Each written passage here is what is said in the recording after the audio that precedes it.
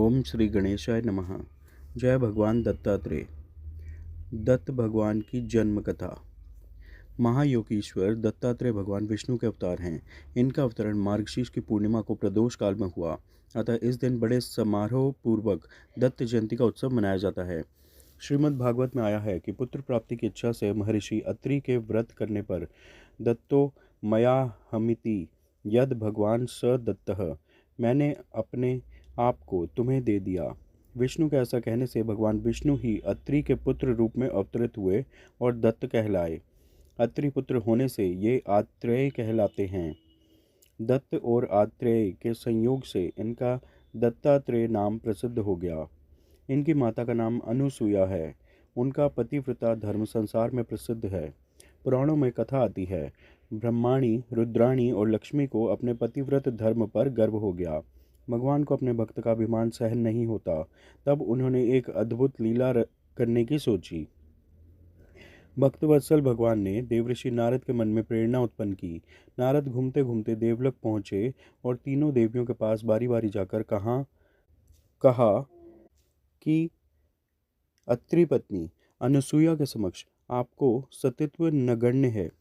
तीनों देवियों ने अपने स्वामियों विष्णु, महेश और ब्रह्मा से देवऋषि नारद की यह बात बताई और उनसे अनुसुईया के पातिव्रत्य की परीक्षा करने को कहा। देवताओं ने बहुत समझाया, परंतु उन देवियों के हठ के सामने उनकी एक न चली। अंततः साधु वेश बनाकर वे तीनों देव अत्रि मुनि के आश्रम में पहुंचे। महर्षि अत्रि उस समय आश्रम में नहीं थे। अतिथियों को आया देख देवी अनुसुईया ने उन्हें प्रणाम कर अर्घ्य, कंद मूल आदि अर्पित किए, किंतु वे बोले, हम लोग तब तक आतिथ्य स्वीकार नहीं करेंगे जब तक आप हमें अपनी गोद में बिठाकर भोजन नहीं कराती।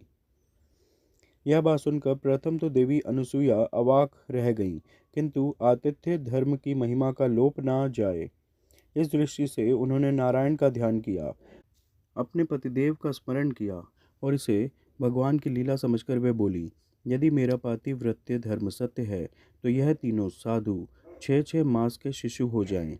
इतना कहना ही था कि तीनों देव 6 मास के शिशु हो रुदन करने लगे। तब माता ने उन्हें गोद में लेकर दुग्ध पान कराया, फिर पालने में झुलाने लगी। ऐसे ही कुछ समय व्यतीत हो गया। इधर देवलोक में जब तीनों देव वापस न आए तो तीनों देवियां अत्यंत व्याकुल हो गईं। फलतः नारद आए और उन्होंने संपूर्ण हाल कह सुनाया। तीनों देवियां अनुसुईया के पास आईं और उन्होंने उनसे क्षमा मांगी। देवी अनुसुईया ने अपने पातिव्रत्य से तीनों देवों को पूर्व रूप में कर दिया। इस प्रकार प्रसन्न होकर तीनों देवों ने अनुसुईया से वर मांगने को कहा तो देवी बोली, आप तीनों देव मुझे पुत्र रूप में प्राप्त हों।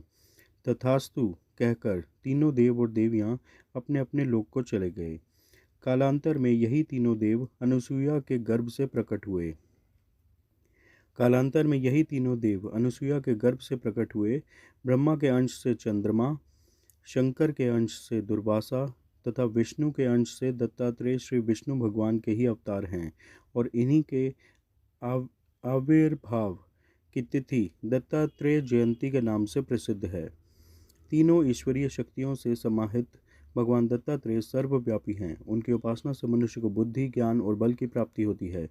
शत्रु बाधा दूर करने में भी उनके मंत्र कारगर हैं। दत्त भगवान अपने भक्तों पर आने वाले संकटों को तुरंत दूर करते हैं।